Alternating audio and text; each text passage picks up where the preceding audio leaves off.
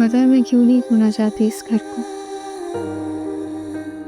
डरती हूँ इस घर के साथ साथ अपने बचपन की सारी यादें खो दूंगी। कितनी यादें जुड़ी हैं मेरे बचपन की मेरी अम्मी बाबा के साथ।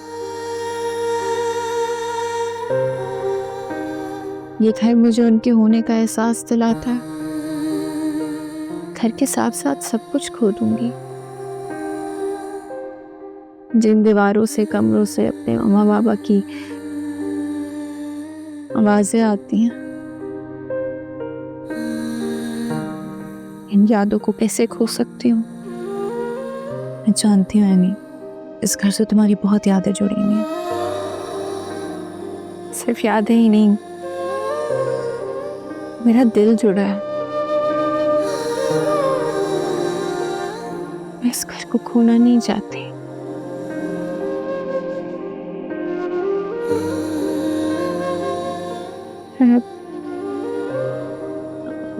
पप्पू ने ऐशी को कुछ कहा तो नहीं? उससे कमरे में ले आई थी। यानी मुझे लगता है हमने सिर्फ ये घर अपने नाम करना है। वो इस घर को बेचेंगी नहीं। और फिर अब्बू भी तो तुम्हारे साथ है। वो इतने लोगों को अपने खिलाफ करके कैसे फैसला ले सकते हैं? तुम्हें सच में ऐसा लगता है? तुम तो जानती हो अम्मी को, वो तो कुछ भी सोच लेती हैं। डोंट वरी, तुम, हम और ये घर कहीं नहीं जा रहा। तुम आराम से अपना काम करो।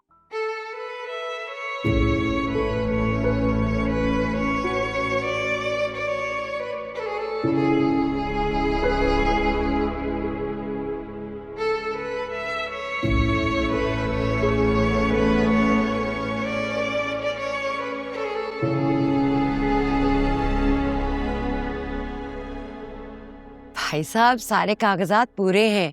मैंने आपको यहाँ धोखा देने के लिए तो नहीं बुलाया ना? नहीं मैडम, ऐसी कोई बात नहीं है। मैं तो सिर्फ एक नज़र पेपर्स को देख रहा था। और धोखे की क्या बात है, सिकंदर साहब ने स्पेशली आपके बारे में मुझे बता दिया था। तो फिर पैसे की बात कर सकते हैं? हाँ हाँ, जी जरूर।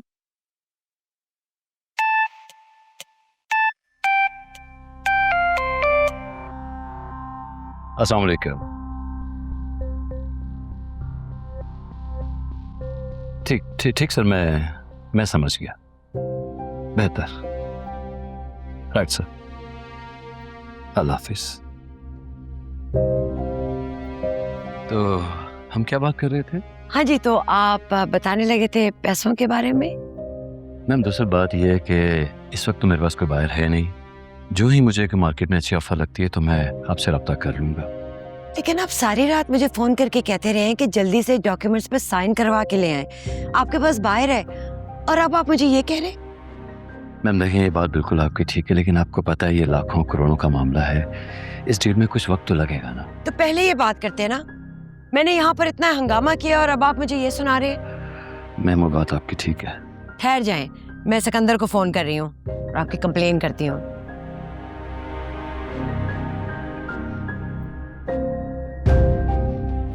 ऐसा करें, आप ये मुझे डॉक्यूमेंट्स अभी दें और आप जाएं। ठीक है मैम, ओके, थैंक यू।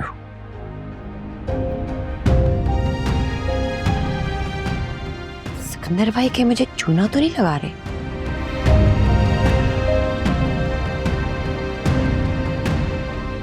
आप क्या हमदर्दी दिखा रहे हैं, जबकि ये सब तो सिकंदर अंकल की वजह से हुआ है। जाके अपने डैड से पूछिए, परसों वो क्यों आए थे अम्मी से मिलने के लिए।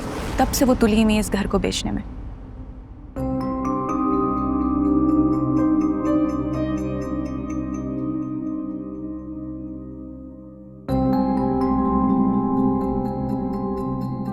जावियर, जब भी तुम इस तरह खड़े हुए कुछ सोच रहे होते हो ना, मैं समझ जाता हूँ कि तुम यकीनन किसी प्रॉब्लम में फंस गए हो।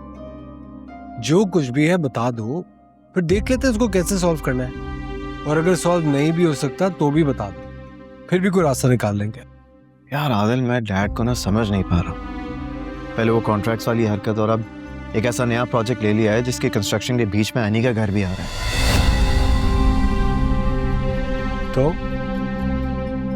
तो क्या मतलब? तो भाई जो प्रोजेक्ट मुझे मिला है उसके लिए एनी का घर भी डिमोलिश करना होगा ना? क्या एनी को पता है इस बात का? हाँ, उसे घर का तो पता है, लेकिन उसे ये नहीं पता कि इस सब में हमारी कंपनी इन्वॉल्व है। अब पता चल गया है।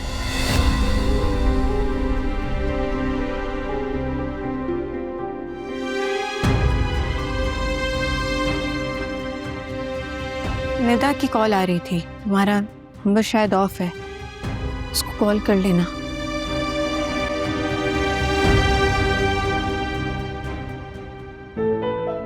एनी मेरी बात सुनो यार। एनी ये क्या कर रही हो? तुम्हारे तकिए हटा रही हूँ क्योंकि आज रात तुम इस कमरे में नहीं सोओगे। एनी प्लीज मेरी बात तो सुनो, ऐसा नहीं है जैसा तुम समझ रही हो। तो अब मैं समझ भी गलत रही हूँ। वाह, listen I swear to you, मुझे नहीं पता था कि डैड जिस लोकेशन पे कंस्ट्रक्शन कर रहे हैं उस एरिया में तुम्हारा घर भी आता है। वाकई? तुम्हें वाकई नहीं पता था कि वहां पर मेरा घर भी है? तो फिर कल जो अपने दोस्त से तुम बात कर रहे थे और सारी डिटेल्स बता रहे थे, उसका क्या? वहां तो बहुत कॉन्फिडेंट और मोटिवेटेड साउंड कर रहे थे। क्या मतलब? मतलब ये कि कल मिस्टर नुमान को तुमने ये नहीं कहा तुम कंस्ट्रक्शन स्टार्ट करने वाले हो, लेकिन कुछ घरों को डिमोलिश करना पड़ेगा तुम्हें। एक मिनट, तुम कल रात को सो नहीं रही थी? हाँ, नहीं सो रही थी, मैं एक्टिंग कर रही थी। कोई एतराज है क्या? लेकिन पता है अच्छा क्या हुआ? वो ये कि तुम एक्सपोज हो गए। अच्छा, अब मुझे समझ आया कि सुबह को तुम मेरा बैग क्यों चेक कर रही थी। तुम रंगे हाथों पकड़े गए हो जावियार, लेकिन तुम और तुम्हारे डैड दोनों ने मुझसे मेरे माँ बाप की आखिरी निशानी छीनने की भी कोशिश कर ली, और इसके लिए मैं तुम्हें कभी माफ नहीं करूंगी। एनी प्लीज, ऐसा नहीं है। तुम यहाँ से जा रहे हो या मैं जाऊं?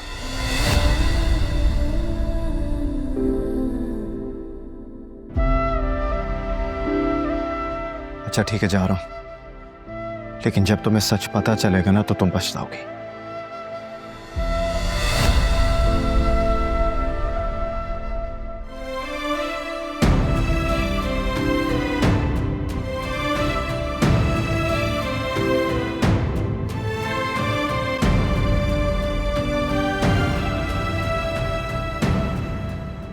आदिल, इसमें मेरा क्या कसूर है? मुझे क्या पता इन्हें इस तरह से पीछे से आके सुन लेगी।